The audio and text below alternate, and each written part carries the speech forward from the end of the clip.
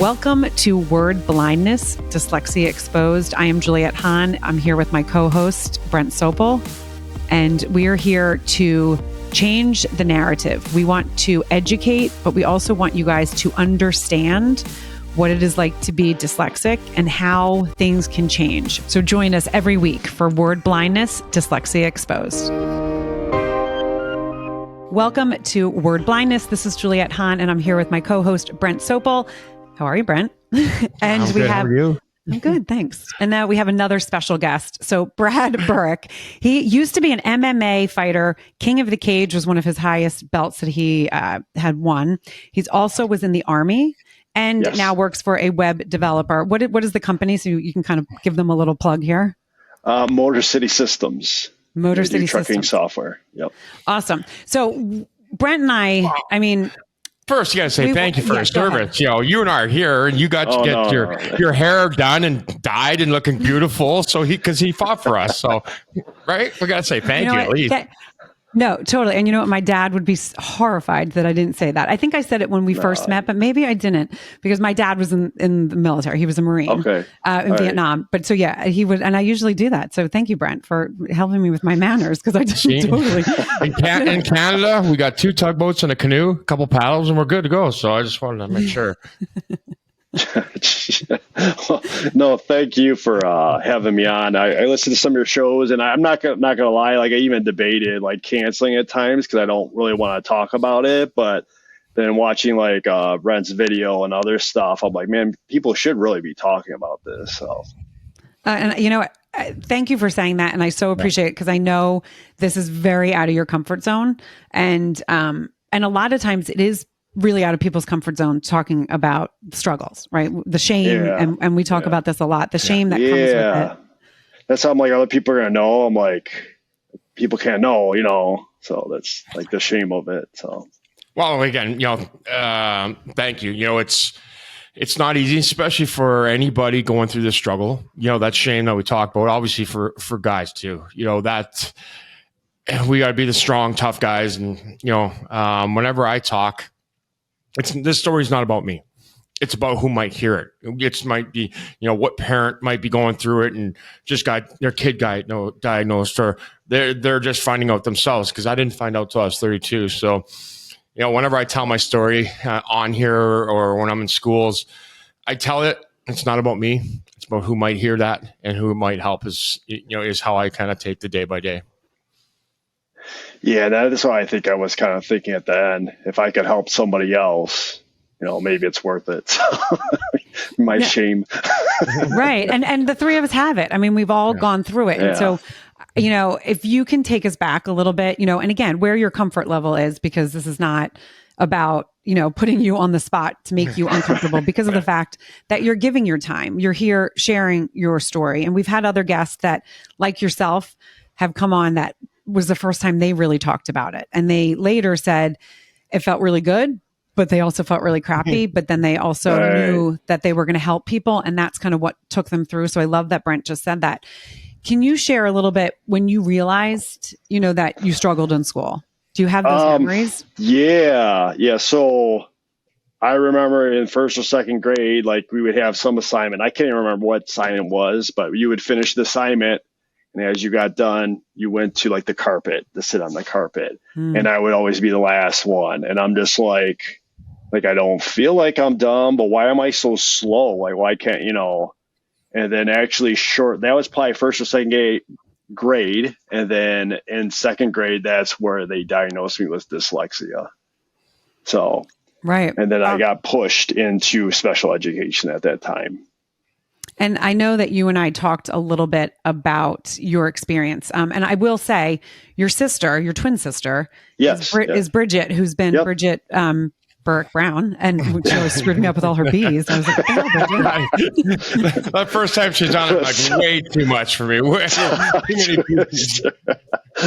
Way too hard. So, yeah. So, and Bridget, you know, she and I connected years ago. I know she's more comfortable telling her story, and her story and my story is a little bit different because we were kind of the ones that were there, like, you're just the girl, right? This is the best that you're going to do. And so for you to have a twin that also struggled, but you realized that you struggled more than your sister. And as you said, did that ever come up? Well, yeah.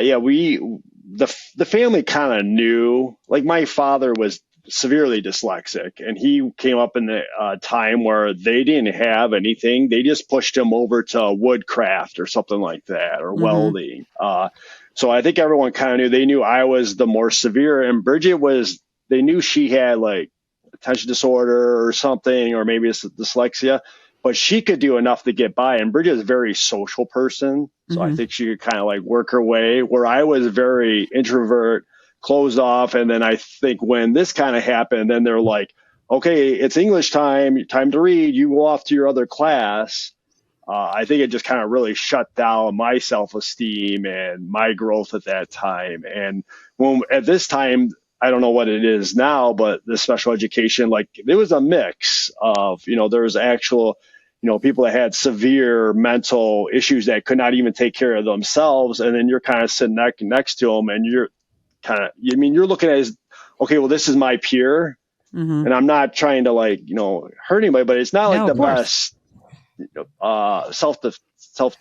self-esteem thing at the time. And that was kind of like how I was handled. I was kind of like pushed off to the side. And that's just how they took care of it at the time. They didn't deal with it. And now I would come back for math or science or whatever and then I'd be fine. So. Yeah, no, it's... And Brent, we talked about that for you. Yeah. We talk about this all the time, exactly what you just said, that even back even when I grew up, I didn't find out until I was 32. So I didn't know the word dyslexia until I was diagnosed. So, her and I fight about this. We're not fighting each other.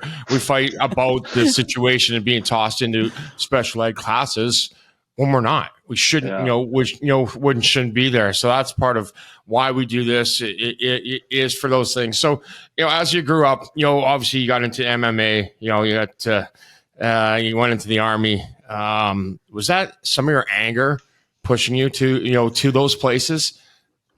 I know for me, I love fighting, right? I love that anger. That was for my purpose, that would definitely, beating the shit out of somebody, it felt good. Well, I would say the Army I knew I couldn't go to college at the time. So I was looking for another way to make a living, and I did not have the grades to go to anything really. So do that. And then fighting was I started in martial arts when I was 9. I did the karate stuff. This was before the UFC, and the UFC came, and I originally wanted to be a kickboxer because I wanted to fight people. And I think it was more of than MMA, and I eventually did kickboxing. I think it was more of me proving my worth, or that I was actually could be good at something. And then I remember with Bridget, me, Bridget, and my father went down to Orlando, and I did this big kickboxing event. And I lost, and the guy I lost to was good. So it wasn't really now I look at it, I'm like, okay, but I was crushed. And we're in Orlando at this resort, and I didn't want to be by my family. I felt like it was really, I didn't feel like I was worth anything at that point. That was how I was justifying myself. And it continued for a long time. No, and and it is we talk about that all the time about, first of all, the special ed. I mean, that's something that I even up until a couple years ago had to fight for my son, being wait a second, I need to know what the special ed makeup is, and I'm not doing it. But when you're a social person and because we talk about this, and Brent, I get to say my thing early, is dyslexia has nothing to do with your IQ. Right. It's a learning style. Yeah. And when you're put with people that can't take care of themselves, and again, the system is so broken. And how can teachers be okay, this kid is social. He can do, you can't tell that there's something struggling, and then you have to do it. And it's oh, wow, it's going to beat you up, and you have to find something to lift you up. And as parents, it's really important to find the thing for the kid, the kids that are good at things. And Brent talks about this all the time, the self-esteem part. If you don't have self-esteem, it's just going to take you down a really bad path. So you are okay, I'm good at something. And I remember this, my son went through a very similar thing, and just on a flip side, but when you're really good, okay, this is where you get the good feels. I talk about the good feels, right? You're getting the good feels in the MMA because you're okay, I'm good at this. And then you have that first fight, and it's okay, someone's still better in a situation and I'm not. And then you beat yourself up in a different way. But what did that experience, like in that experience, where did it take you? Because you obviously then became very successful. So you didn't give up. No. Obviously I kept going for it. And I would say where I kind of benefited, I would say I probably got a lot from the Army, but getting that grit, which all athletes are going to have if they're to be successful, right? They're going to have to learn to go through stuff, whether they're injured or whatever. And then that's where I would lose a match, and then I would basically go kind of in a depression. But then I would obsessively sit there and look at, well, what can I do better? What can I do better? I would be changing physically how I change, technically how I change, how I eat, all that different stuff. And then it kind of saved me too, because in a way, when I was not fighting, then I was drinking. And I would only stop drinking if I had a fight going up, only because I knew not only it hurt my performance, and losing hurt more, and I had to maintain a certain weight. So I think it just kind of like, in a way, it really kind of saved my life. I would say the Army was the first step to kind of giving me somewhat of a tool set. And then next was being competitive. Well, Brad, obviously everything you're saying, is obviously a pretty spinning image of my life too. So, again, the courage, the balls to come on here and say what you did. You got a family right here. You're heard. You're known. You're a great man to be able to come out here. You got a family, so know that you're supported and loved by by us here, because I know exactly what you felt, because that was me for years. I've been sober. I appreciate sober that. 7 years. I stopped drinking during, like, people were like, oh, you don't have alcohol problem. Well, in the summer times when I had to train for hockey, yeah, 100%. It was to a T. My life, hockey ended, right, and I drank and I did drugs, and I was almost dead, and I was trying to be dead before I was 40. I almost succeeded. So know that you're loved, you're supported. You're only 4 or 5 hour drive away. You ever want to get together, I'll come up there. You come up here, bring the kids. You're not alone in this battle. I always say, our highs are so high, we get so excited, we train our asses off, and then we lose. And what do we got? We're nothing. But look where you are. Look where we are today. So know that you're loved, you're supported, you're part of this team, part of this group. We're complete nut jobs. I don't dye my hair yet. She does.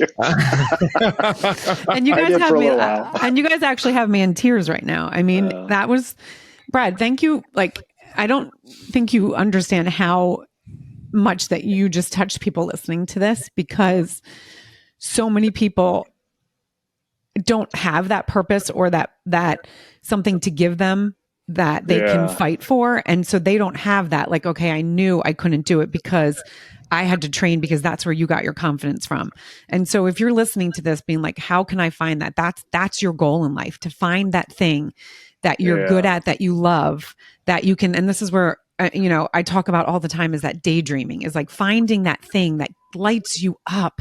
Because when you have that, even if you're in your darkest spot, if you can find that little thing that gives you like a little bit of a butterfly or a little bit of light, that's what you have to find. And so the fact that you shared that, because that's not easy. That's not easy saying, you know what, I wasn't as strong as I had my outside appearance, right? And no, not at all. And when you come from, as Brent said, two macho men, and I don't like that word, but like two men that are like, manly men, to share that, that's going to just, have someone else let down their wall and be like, okay, I need help. Yeah. No, thank you too. I appreciate it.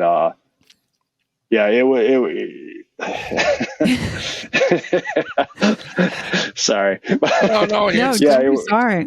It's good. Don't be sorry. That's what this is for. Yeah. And I would say, you guys, obviously you guys understand, is like, when you win something, like, everything comes together, you feel great.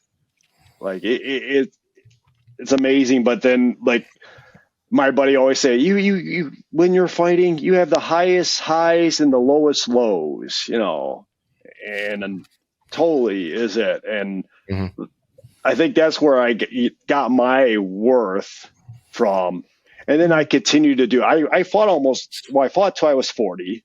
And then at that point I realized that I wasn't the same guy as I was 26 physically, but I was still doing it. So now it's fun, like the last 5 to 6 years has been trying to learn to deal with Brad as not as a competitor as he used to be. And how I find my stuff with that, and a lot of it is, fortunately, it's been my kids. I put a lot on my kids. You know, at some point they don't want to deal with me, but well, like Brad, like you're literally you're telling our both stories, because I played hockey till I was almost 40. Okay. So I played pro for 18 years. I think the average career is 4 to 5 years. You know, yeah. I always said breaking bones and tearing ligaments and knocking my teeth out were nowhere near the pain of the fear of the real world. You know, like I got screws coming out of my elbow right now, right here. And what's wrong? So you and I are very, very similar. And Julian, you know, we talk about this.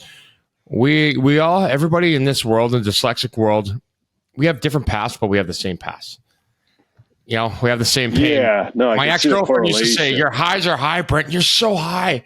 And I think, you know, I wanted to touch on that is when you win something, you're high. Absolutely. You're excited you got there. But correct me if I'm not wrong, you know, both of you, for us is our highs are higher than what a normal person would be. And our lows are way lower than what a normal person would be. So that win, let's say that belt, yes, we won the belt, but it means so much more than winning a belt to us. Yeah.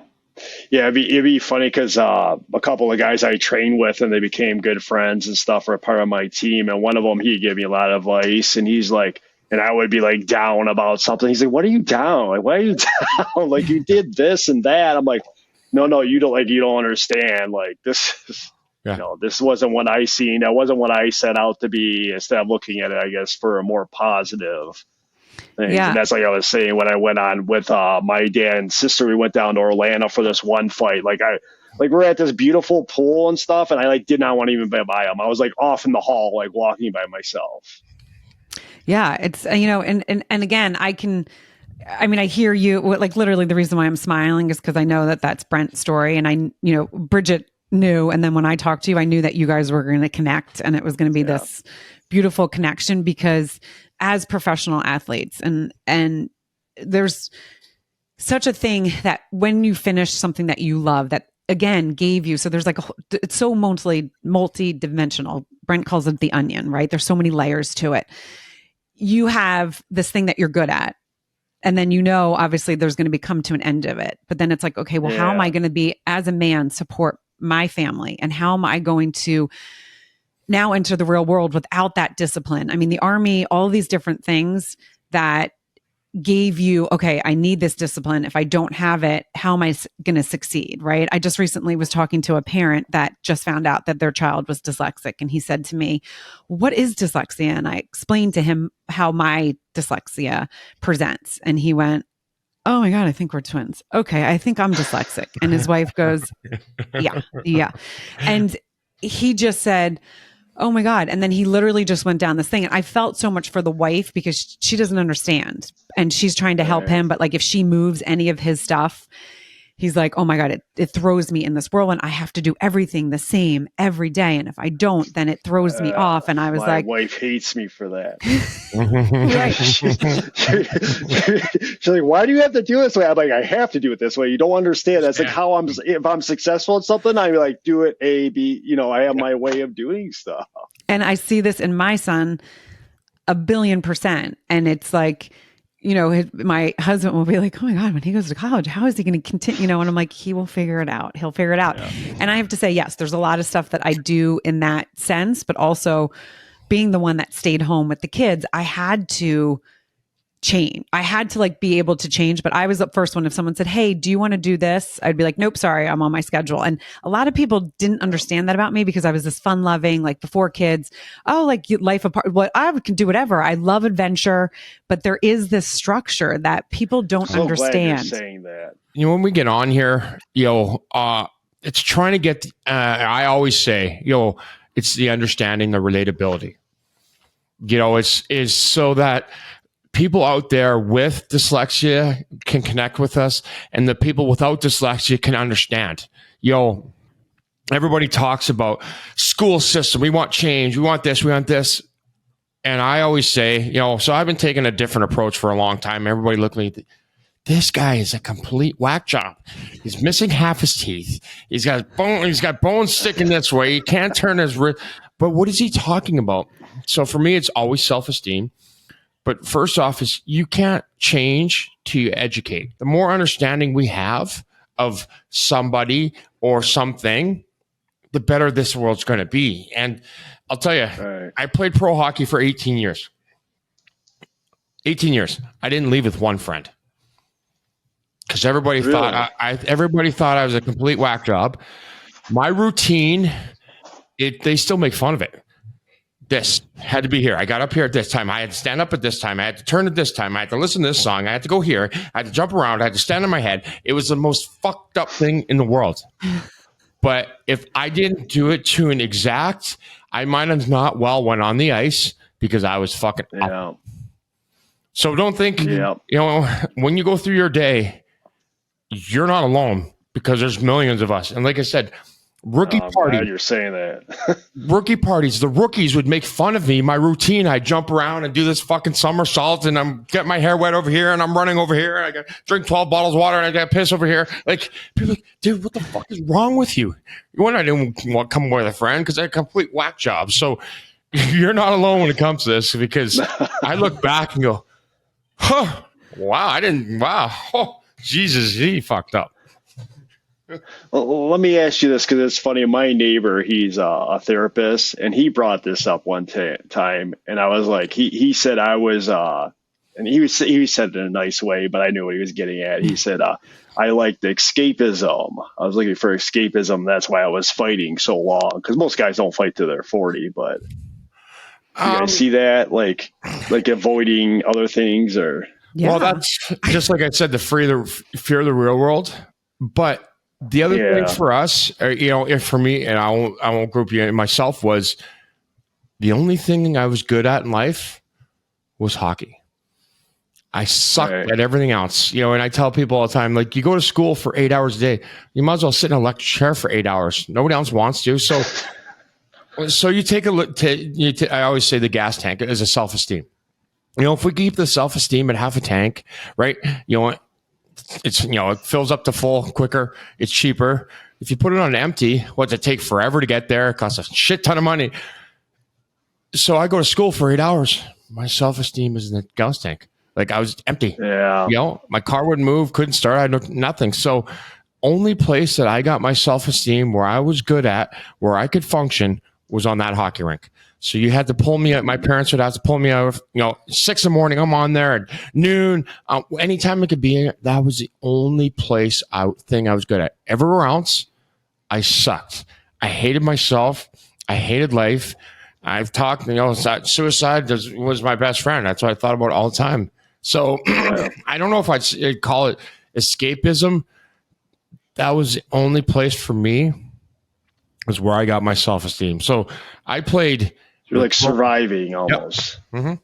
That's how you survive. Okay. Yeah. So Brad, I think for you, it was where it was something that you were good at, and you knew what you were doing. There wasn't a lot of uncertainty because you knew what you had to do to win. So it was like you didn't have to. But then the second it was like, okay, this is over. What is next? Yeah. What is next? And so I think that's where you and Brent can relate as, getting to that space in your career and then being like, okay, now what is left for me? Being a woman in this, and we've talked about this, we talked about this with Stephen Key. I knew I always wanted to stay home. And I was fortunate enough that my husband made a good enough living that I could. But I do remember, and we talked about this, where I jumped jobs, and I always would like be like, oh, it was my attention deficit because I was getting bored. But I think a lot of times I could interview, and this is where Bridget and I are like so like one-on-one. Like I could interview for any job, even if I didn't know it. And I actually had the balls to do it because I'm competitive. I'm like, I want to see if I can get this job. They're saying that this is what you need. Let's see. And I would go and I would interview and I would get the job. And then I'd be like, oh, fuck, I have no idea what I'm doing. And I would always find the person in there that I could get help from, or I would figure it out. But a lot of times, now that I look back at it, and I really probably didn't make that correlation until the podcast, I think there was times where I was bored because I was like, oh, this is getting really hard. Okay. Like I still haven't grasped it. I'm still not good at this. Let me jump ship and see. I would say, oh, let's see if I can make more money somewhere, or like what other job I can get.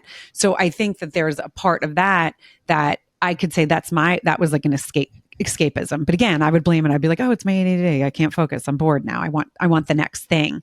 But it really was because I didn't know what I was doing. If I can be frank, like it got hard. And do you think your skill set was social? Oh, 100%. And my community, like my sister. Yeah. 100%. Yeah. But that's what she and I used to laugh at. I'd be like, I could interview for anything. I remember one of my positions, like really right out of school, I was working at a buying firm. So like in advertising, that's where like JB and Dan, like that's where we know Bridget's husband. And and I got poached to be an assistant, and it was at Buena Vista. It was at which is a subsidiary of Disney. And they're like, okay, you're the assistant. Well, I was the worst assistant. I used to make jokes about it because I can't spell that. I don't know how to say that person's name. I was like, no, I'm going to be good when I get your jobs, and that's what I would say. So I had this like balls that I would be like, no, I need to get to where you guys are. Now there was this was like the best job. They used to play, I mean, they made so much money and used to literally lunch and play golf and go on trips. It was like everyone wanted their what job. How's this work? What's the name of it? How do I work there?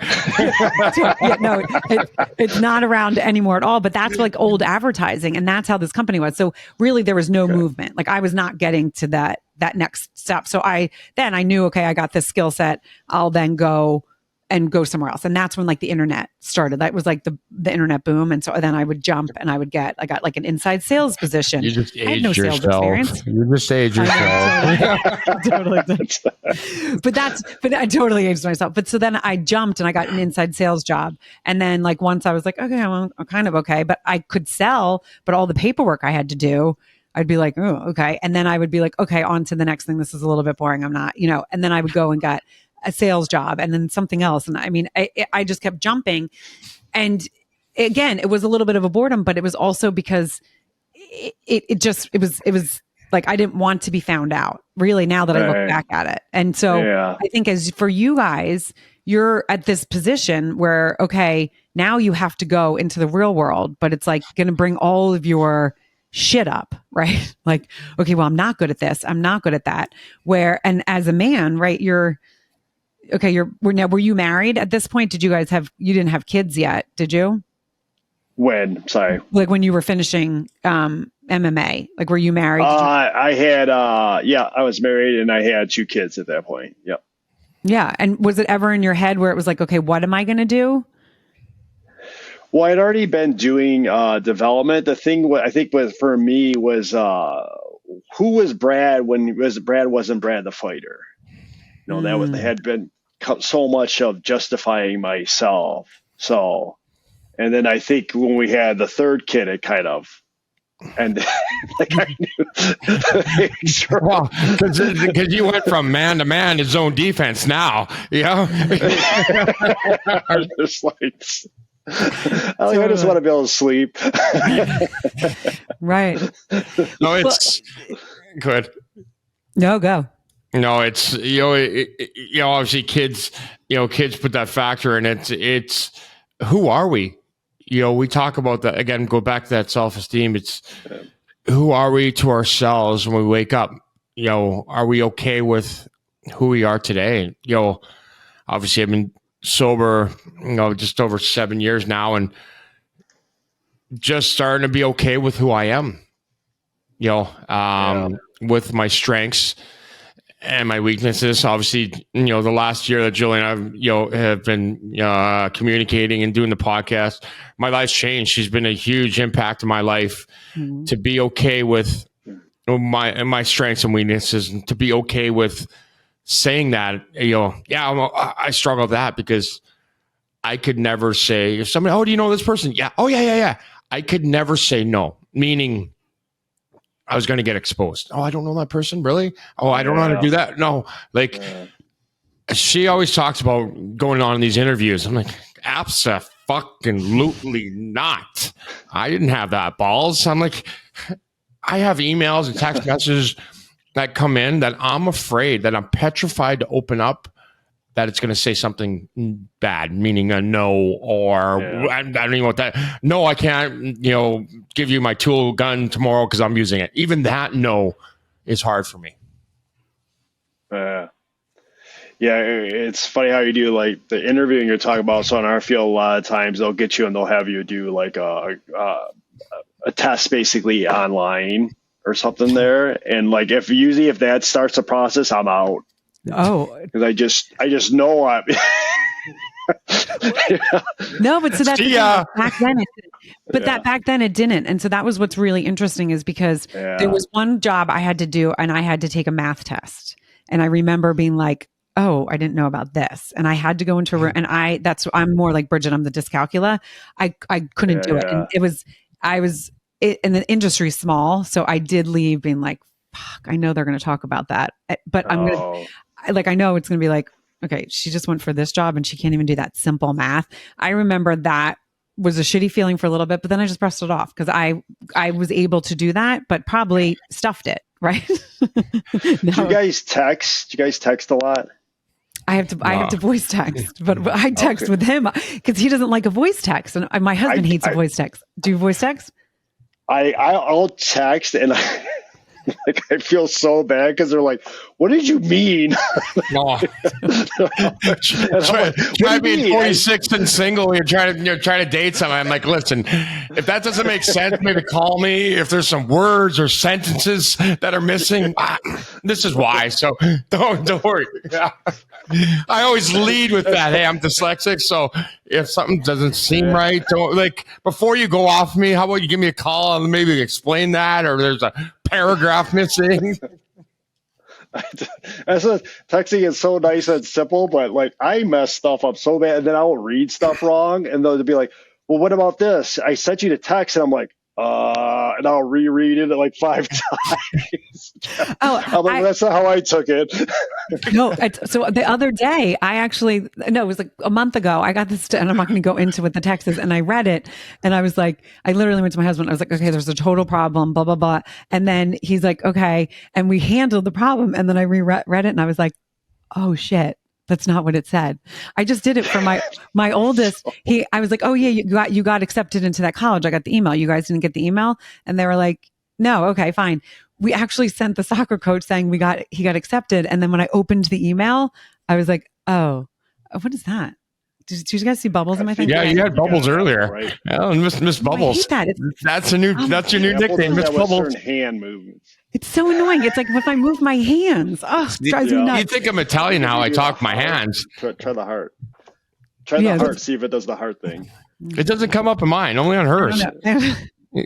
Oh, see? Look at that. You must be in the tech world, eh? I was just going to say you're the tech guy.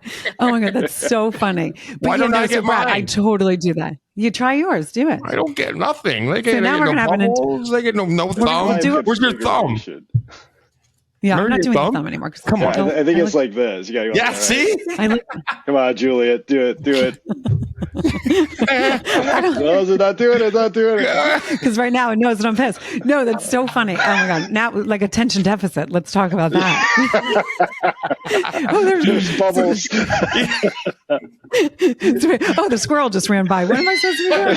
Oh my God, that's my husband's favorite thing to say. Anytime I'll do something, he'd be like, oh, that squirrel's happening right now. Oh my God, that's so funny. But yes, so reading that stuff back is really difficult. And I usually, if I don't read it a couple of times I do things like that. Everyone's like, well, why did you tell us I got in? I go, well, why did you guys take my word for it? Why didn't you fucking look? And I got so pissed and I started laughing. He did finally get in. So I was like, I guess it's just an omen that you are going to get in. But I was like, shit, it says welcome parents. That's all I read. And I was like, oh, we're in.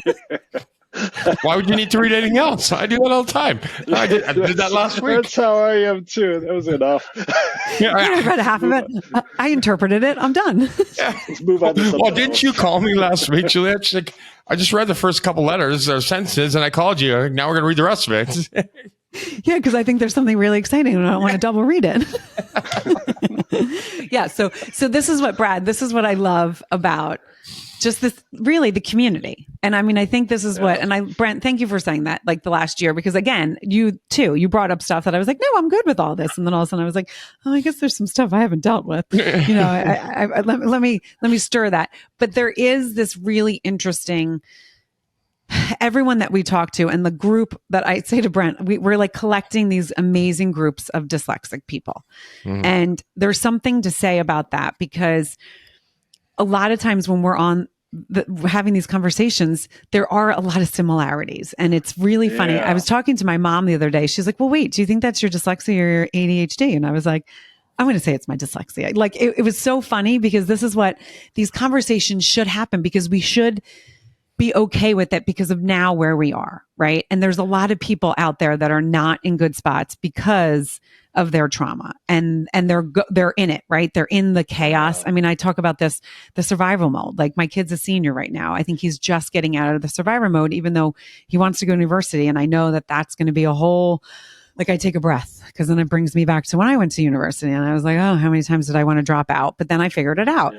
And so I think there's so much to being said with you coming on and sharing your story. I mean, I could feel, I'm really good at reading people. I could feel your shoulders up, and then you feeling so much better.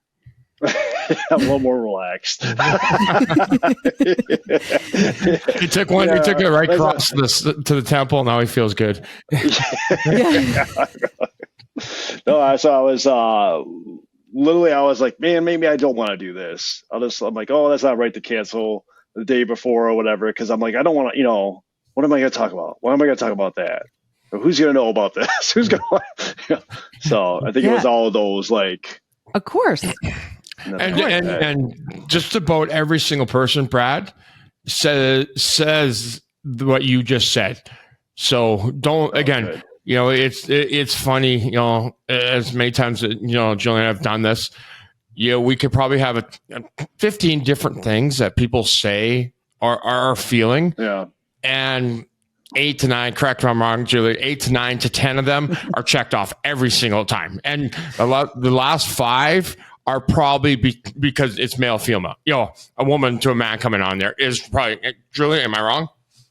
No, and this is why I always have to kind of clarify, because I always have this like stupid grin on my face, and it's like, you're talking about something that's hard. And like, and so I always laugh, because I'm like, if someone's watching the YouTube, they're like, why is she fucking smiling like so big? Like he's talking about something that's sensitive, but it's because every single time it's like, we get you 100%, not only like, oh, kind of, no, 100%. And then we get the other people. And so it's like, I have a smile on my face. And then that's why I also started crying, because I was like, oh my God, this is just, it's so crazy how every single time it is a similar story and a similar, okay, this is what I had to deal with in school. Now, Brent didn't get diagnosed until he was 32. So his was just like, okay, you dumb athlete, just get through. When I was there, it was like, okay, you kind of test low here, you test okay here. This is the best you can do. You're a girl. Like, just, focus and move on.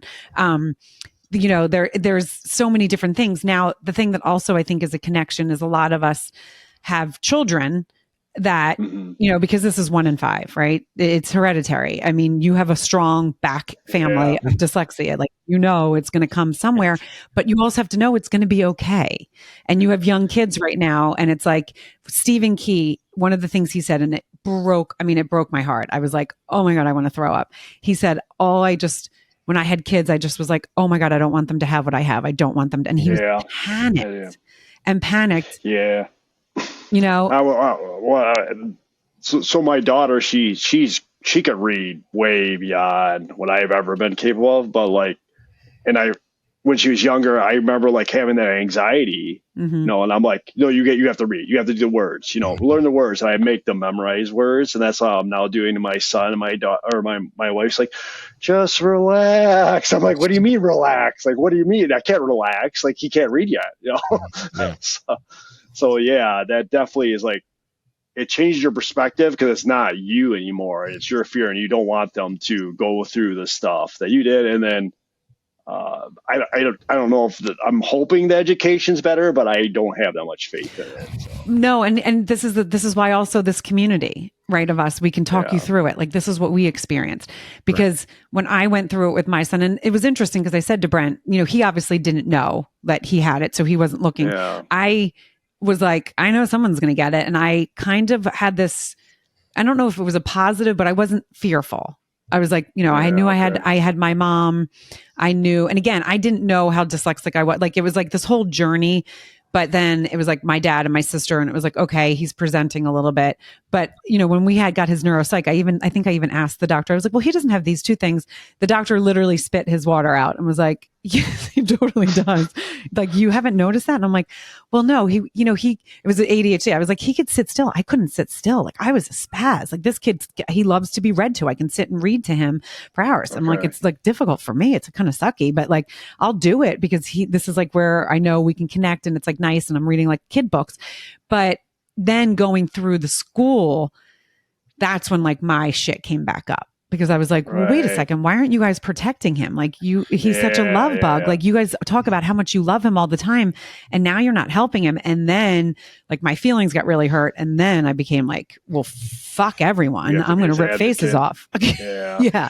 Yeah. I think the parent has to be their advocate. I don't.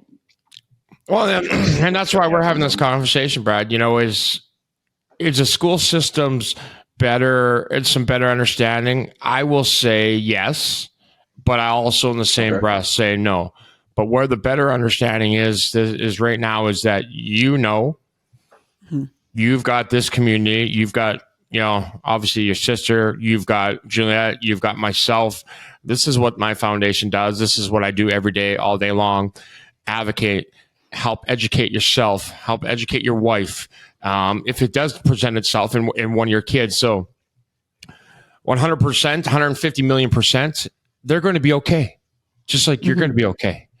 You now have, no matter what that school system does present it, what they say, it doesn't matter, because you have a team behind you that love you, that support you, that understand. Like her and I will, I'll say the one thing I know the best is not hockey, is this dyslexic world. Mm-hmm. And you and your wife can walk into a meeting, if it does ever present, not saying it is, if it ever does present itself where you have to meet with a school, you will be armed with a plethora of information that will make your kid successful. Oh, I love that you just said that. And it's so true, because this is the thing. You're going to know this is what I need to see. This is what I not. Now, your experience, and this is where we're going to give you the background of being like, okay, these are the things to ask for. This is what you want to make sure in this school. Is this school okay for him? Correct. Yeah. And like, I have to say, Montgomery still went through stuff, but it was less stuff than I went through. Brent's daughter went through way less stuff than he went through. So yes, is there still going to be an ignorant teacher here and there? Is he still going to sometimes be like, but the self-esteem is one of the most important parts. So that's what you want to make sure, like, okay, he's struggling reading right now. Do you want to be throwing the words down his throat when he's like, okay, I can't keep doing this. I can't keep doing this. Daddy wants me to do this, but I can't, like, you know what I mean? And I know that that's hard to hear, but like, you can arm him with other stuff. Okay. You know what? Let's take a breath. Let's go do something. Like if he's really good at something else, let's go do that for a little bit. Let's come back to the words. You're going to figure them out. My mom used to say one thing that I thought was brilliant. She was a kindergarten teacher. She used to tell kids, you'll learn to read. I'm sorry, she didn't say it like this. She's like, there's two ways of reading. You could read pictures and you can read words. A lot of kids first read pictures. So you have him reading the pictures. You have him listening to audiobooks. Still you do all these things. Right. No, but and that's how you can tell a story. And then they get that confidence of, oh yeah, I'm reading. Maybe I'm not reading the words, but the words will come. They're going to come, honey. Well, don't worry. That's interesting because I catch him, like we're reading through a book and I catch him looking at the pictures, but he'll I'm trying to think he'll call it something else, but it's another word for it, but it's a completely wrong spelling. I can't think some other word, is automobile, but he calls it car. Right. Yeah. And they're like completely, what I mean? It's like, you were looking at the pictures. Like, I know what you're doing. but that's where it's good if you would just have him do that, because it's taking the pressure off. Because if he is dyslexic, he's not going to get those right now, and he's just going to feel shit, right? I mean, I remember when my oldest, he all of a sudden, there's 2 years apart from each of my kids. My middle son didn't struggle. They're 2 years, so it wasn't kind of like a noticeable thing.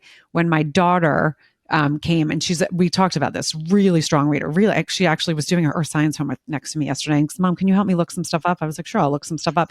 And then we couldn't find an answer. And she was able to she's like, well, let me do this backwards. And I looked at her and I go, you're fucking unbelievable. I was like, that is so impressive that you can figure out a different answer, a question, to get the same answer to what you need. But I literally just said to her, how do you do that? It's so interesting. And she read early because she was afraid she was dyslexic, because she watched what we were going through with my son. There was a lot of tears, and she was like, oh my God, I can't read. And I'm like, you're 4, you're not supposed to read. And there was a kid in her preschool class. I mean, she really had a meltdown. I'm 36, I can't read, honey. And what happened? Is that okay? That's okay. You have good strengths. But she said, she's like, well, George, and I'm not going to say his last name, can read. And I looked at her, I go, well, George is weird. He's 4. He's not supposed to read. Stay away from George. And she still was like, oh my, just remember being like, okay, George is weird. He's, but it's those things. And I remember when my oldest did come into me, why is she such a good reader? Why is it so easy for her? And I just remember being like, ugh. It's going to be hard. We can't say that it's not going to be hard. It's always going to be hard. There's things that are hard, but life is hard. And that is, and even George was reading at 4. He's gonna have struggles. That's life. Right. That there's no white picket fence at Desperate Housewives.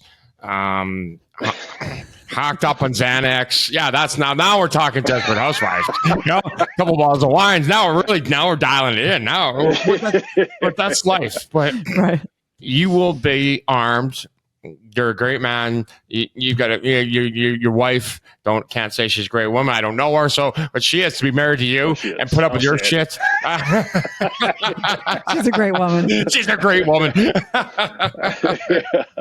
Because I know how it is. Yeah, we are weird, meaning because if you don't understand, you don't have it, you don't understand it, you don't, and we can't explain it. But you're understood completely, 125% on this little panel right now. You really are. No, you really are, Brad. And I would love to have more conversation about this around this, because there's so much more we can dive into. But absolutely. I really appreciate you coming on, because I know this wasn't easy. I know it wasn't. And thank you. But your story is going to change someone's life. Your story is going 100%. To touch someone where they're like, oh my God, okay. And so thank you for joining Word Blindness Dyslexia Exposed.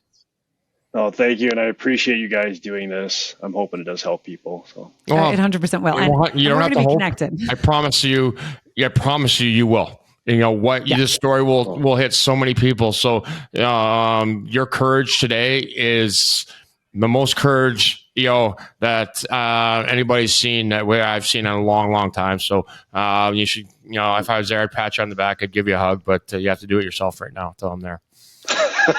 No, but true. I mean, it really is, Brad. It really, really is. And the fact that you were open with I was going to cancel, and that's what someone else needs to hear, whether dyslexic or not. If they're supposed to do something and they're uncomfortable because it's a vulnerable moment, think about the people that you can impact and touch with stories. I say this a million times, stories connect us, and they really do. And when you tell and share your story, you just feel like, okay, I'm not alone. And that's what this world is about. We need to not be alone. We need to be able to touch and share. This is a community and you are not alone. And so you guys know what to do. Like, share, rate, review. Again, you don't know who this episode can help. You don't know who is struggling right now and needs to hear Brad's story. And I'm going to say it. Thank you for your service.